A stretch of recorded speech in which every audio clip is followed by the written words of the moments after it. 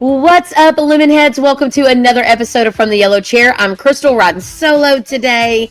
I am so excited to talk about things that are complex yet simple, that are new to the industry but not new to the industry, y'all. We are talking AI today. It's everybody's. I know it's on the top of your mind, but you're going to want to get settled and listen up. We're going to be talking about how to effectively use AI to make your business more efficient, some misconceptions, things that are out there that maybe aren't really true or at the level that they're coming across. But more than anything, just how you as a contractor can just learn to adapt to what AI is bringing to the table. So let's sip some lemonade.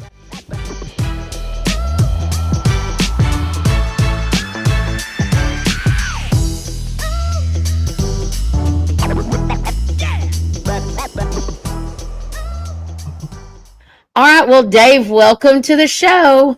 Thank you. Happy to be Yeah, so excited to have Dave. I actually have met Dave in person a couple of times. We work closely with the team at CI Web Group.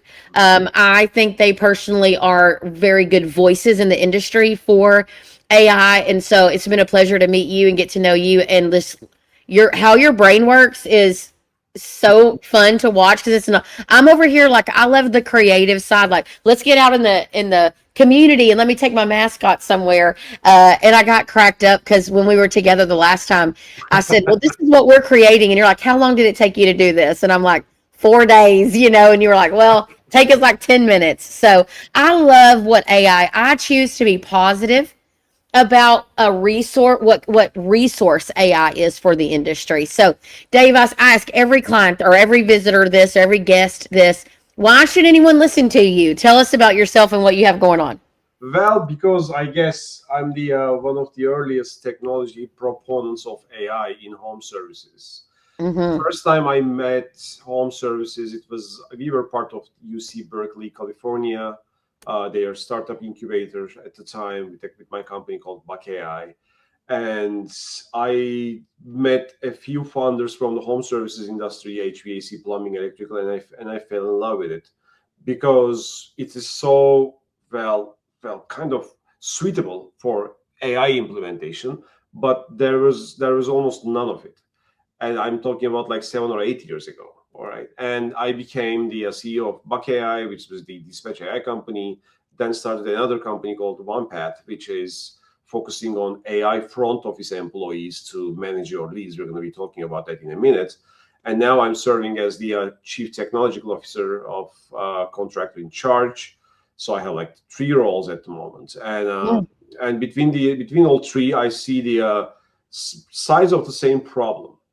Uh, the the lead capture and conversion of the leads and the call center to answer it, and the dispatching of the technician. It's all super inefficient as the way that it is done today in home services, and we're going to be talking about that. My companies, both of them, and Contractor in Charge alike, we are working with hundreds of contractors, and we are seeing the same inefficiencies and same pitfalls in almost every single one of them, and that's why people should be listening to me, I guess.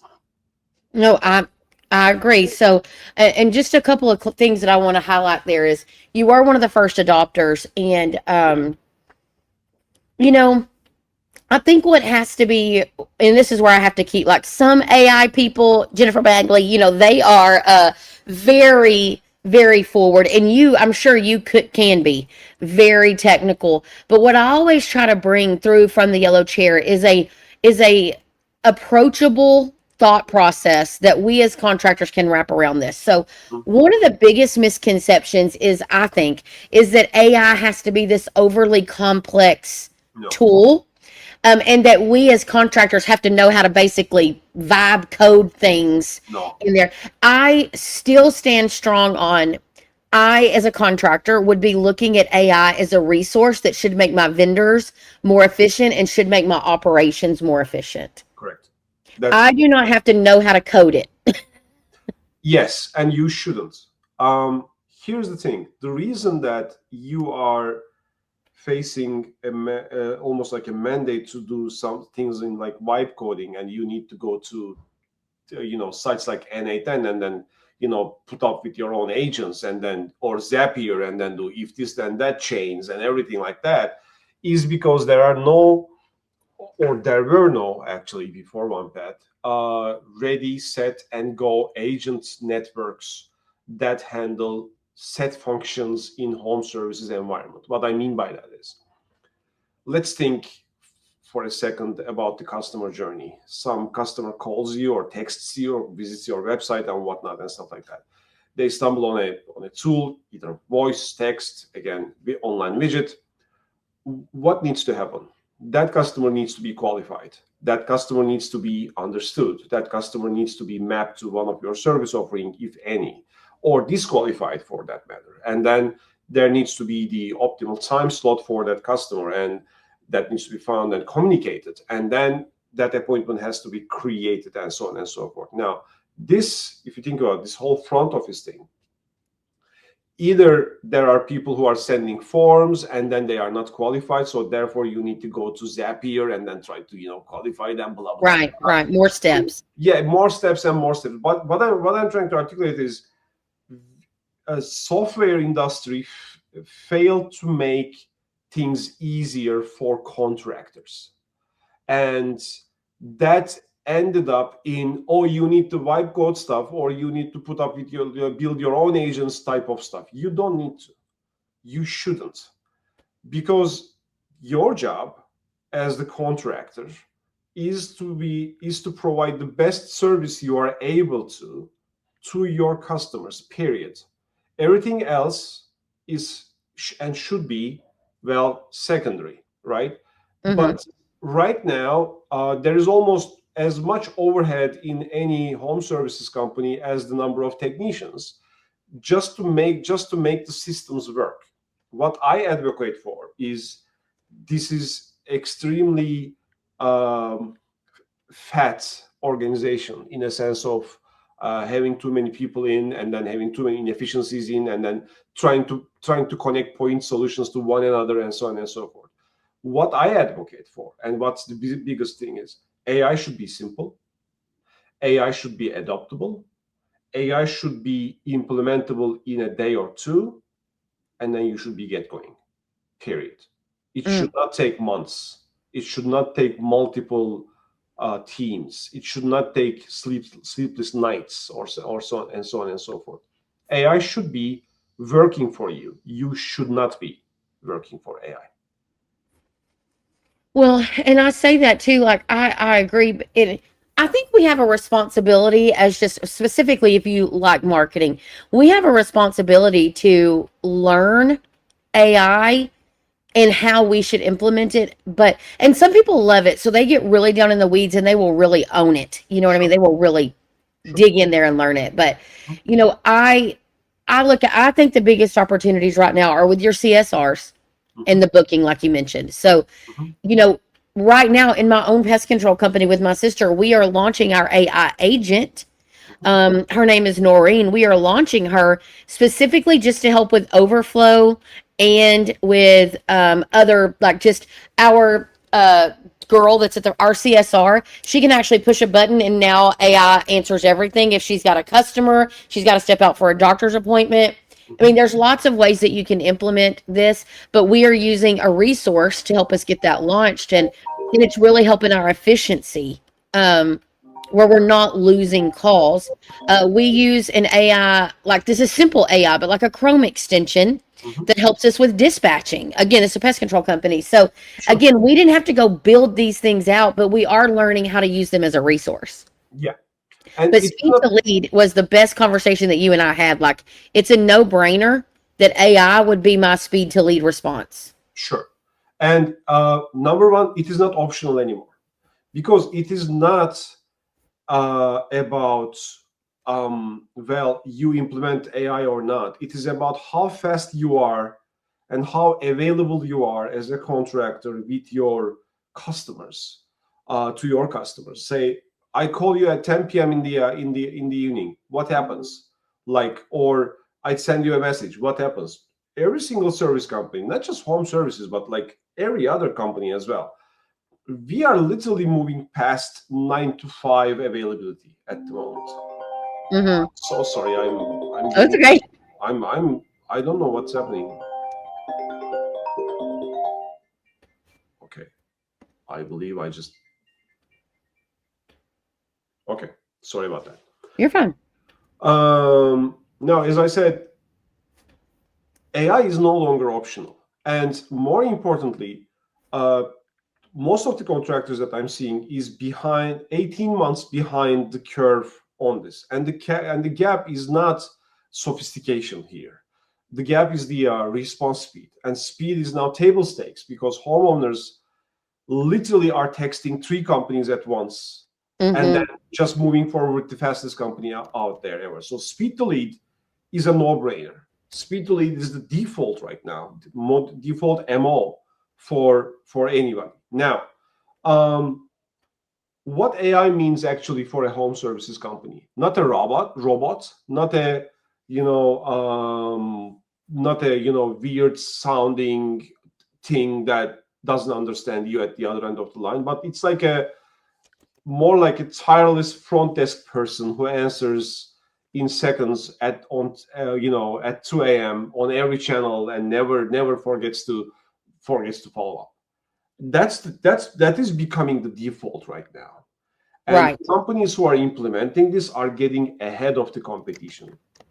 I hope I'm making sense. No, we want to get ahead. Nobody wants to be behind the competition. Like we need to get ahead and think forward. Yeah. Well, and again, I think these are just misconceptions, right? That on the other side, that like one CSR in my office now can answer everything. And I go back to this. Remember, many people my age and older, there was when we opened our businesses or our home service companies several years ago in the 70s, 80s, not even in the 90s, really information and contract clients came in a couple of ways. Now they come in like hundreds of ways. They're coming in through social media platforms, through text messaging, through AI agents, through form fills, through Google Business Profile. I mean, there's a ton of ways that clients are reaching us. And to think that we can manage that with the same structure is not forward thinking. And so that's why I think when you layer in an AI approach, an answering approach to many of the tactics, it just is a more efficient way to handle the business. Yes. Listen, exactly. So one of the biggest misconceptions is, it will sound like a robot to my customers. No, it won't. The best implementations are almost invisible, including OnePaths. You never understand because our conversational agents have empathy right now, and showing empathy over the phone, over text, and whatnot, and stuff like that. This is the customers are saying that. Number one. Number two, it doesn't replace the CSR. That's the most important misconception. It does not replace the CSR. Here's why.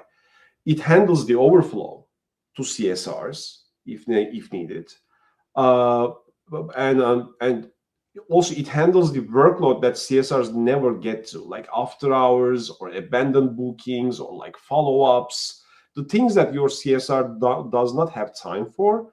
AI can handle them, smoothly without having any problems. So you can have best of the both worlds. Because I'm also a big advocate on having live call center agents for some certain use cases. That being said, like for example, you shouldn't have AI for everything.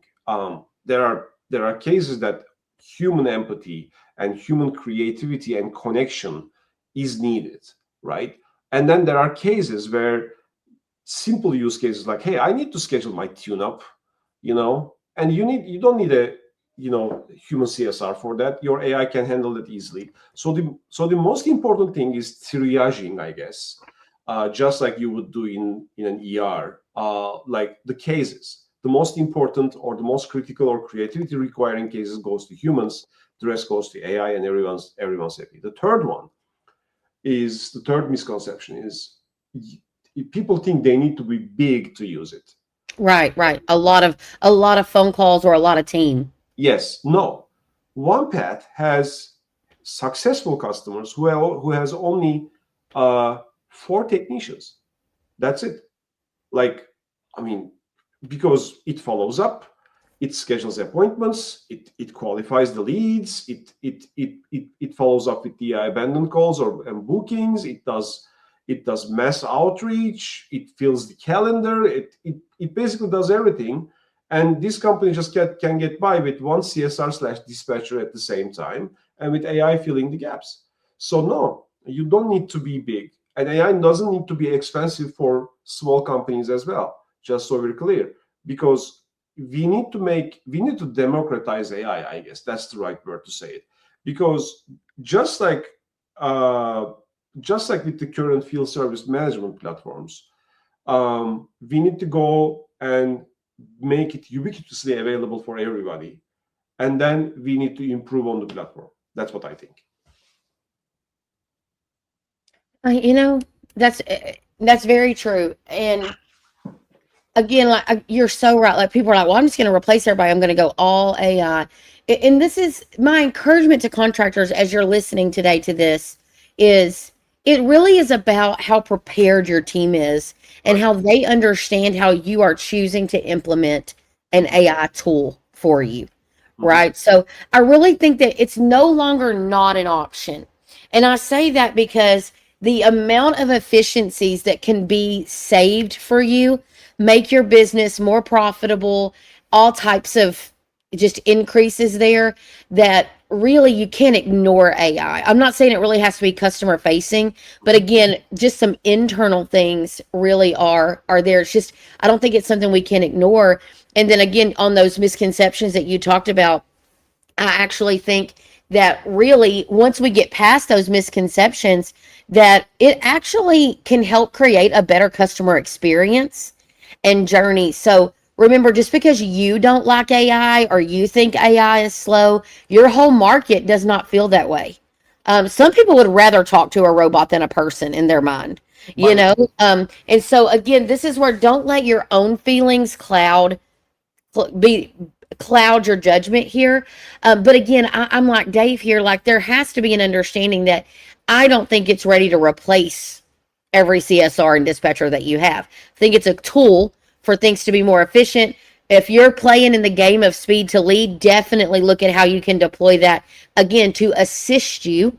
And instead of hiring another CSR to help you with nights and weekends, AI is a resource that really could help you with those types of things.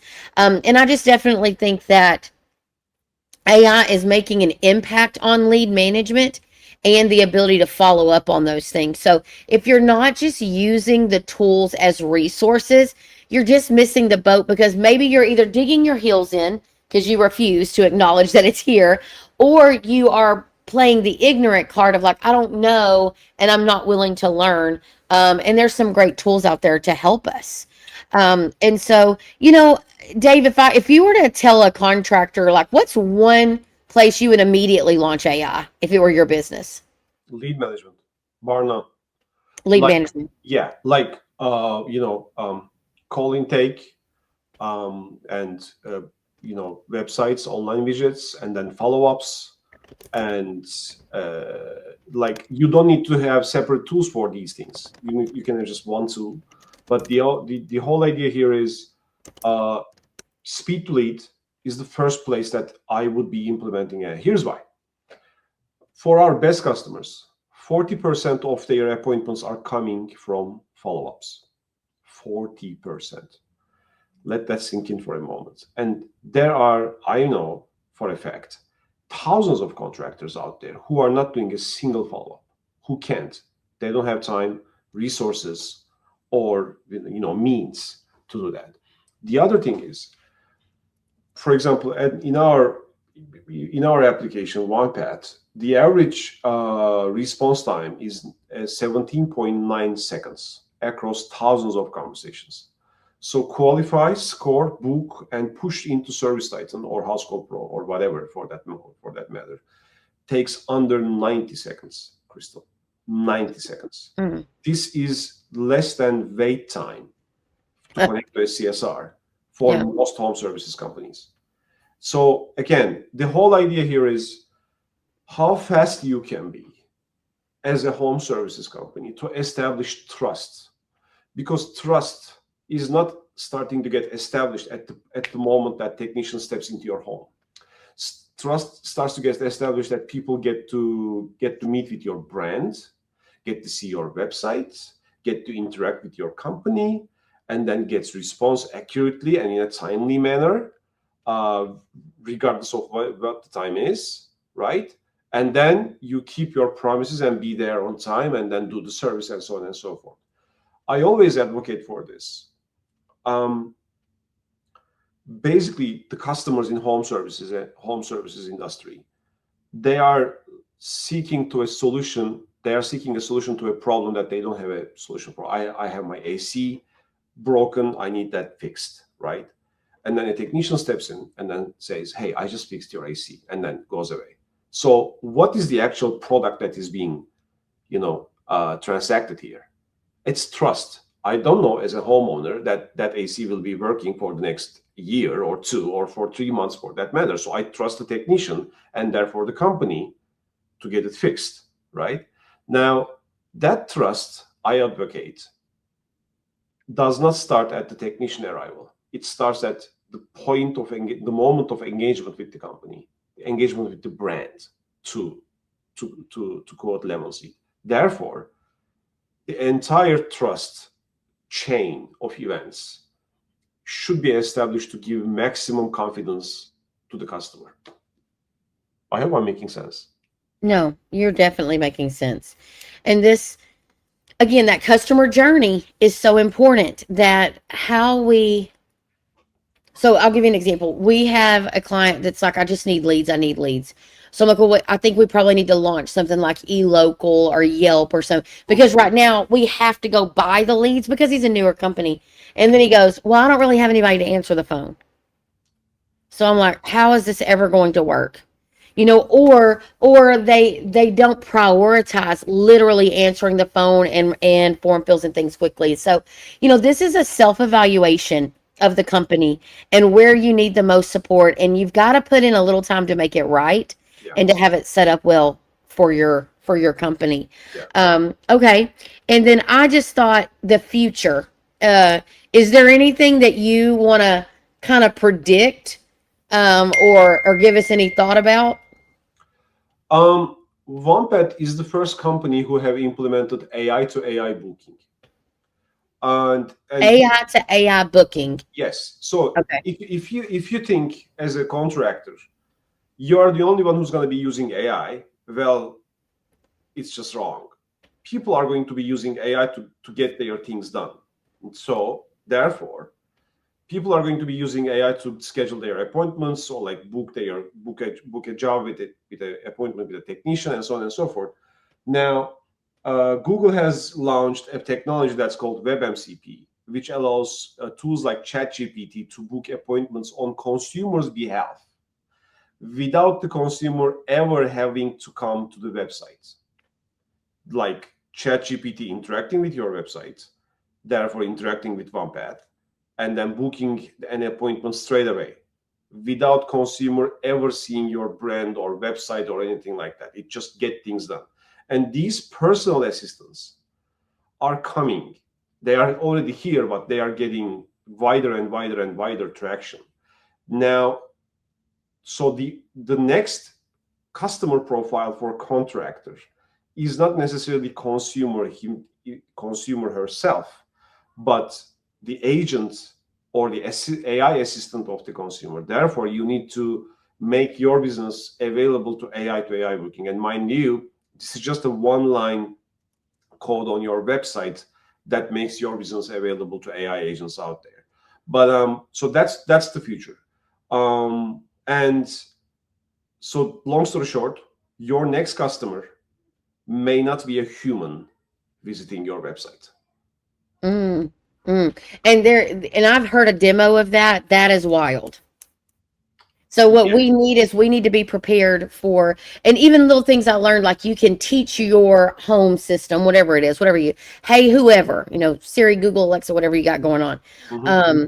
You can train it to say, call my plumbing company or call my HVAC company. So it's all a new way of thinking. But I would say, yes, I've been saying your website needs to talk to agents and agent to agent conversations, and also just your booking and everything else is really needs some attention there. Well, my prediction for AI is things that are already happening are going to become more and more important. Being forthcoming with pricing ranges on your website, Yeah. being super efficient. I call it quick to the draw on answering the phone. Hmm. But on the other side of that, I think we need to become really good at feeding the AI monster with so much information and content and accessibility Yeah. that they truly learn our business better than we know our business. Yeah. 100%. And so I default to good here, that this is going to make our businesses run more efficiently, allow us to think outside the box and move quickly Mhm. and serve more people. And so it's an exciting thing. So, Dave, any last advice for contractors that are listening today? Measure your response time first. Don't buy AI yet. I mean, immediately. Don't jump it. But measure your response time first. Understand where you are standing in follow-ups, lead management, speed to lead, and so on and so forth. Then find the right contractor or the right vendor for you. If OnePath can help you, of course, my company can help you with the lead management and everything like that. And if you need call center solutions, contract in charge might help you with that. But the idea here is first understand where you are, or consult with anybody who will help you understand where you are as a contractor. I love it. I love it. Okay. So, Dave, if someone wanted to use you or use Contractor in Charge, how do they get in contact with you? So you can go to onepath.ai, onepath.ai, or contractorincharge.com, and then book a consultation appointment so we can get started. Perfect. So, onepath.com. AI. Okay. Okay. Onepath.ai. Yes. Yes. And feel it, guys, at least sit down with them and look at what they could do for your business. I just want to give you that encouragement. And then, as you know, Lemon Seed Marketing is your fractional marketing department and branding experts, here to help you guys build a brand, a good customer experience, hence why we love OnePath. And also we're here to help you with social media, community marketing, your entire marketing platform. So thanks for listening to another episode of From the Yellow Chair. Dave and I have loved talking with you guys today. We hope you have a great rest of the week.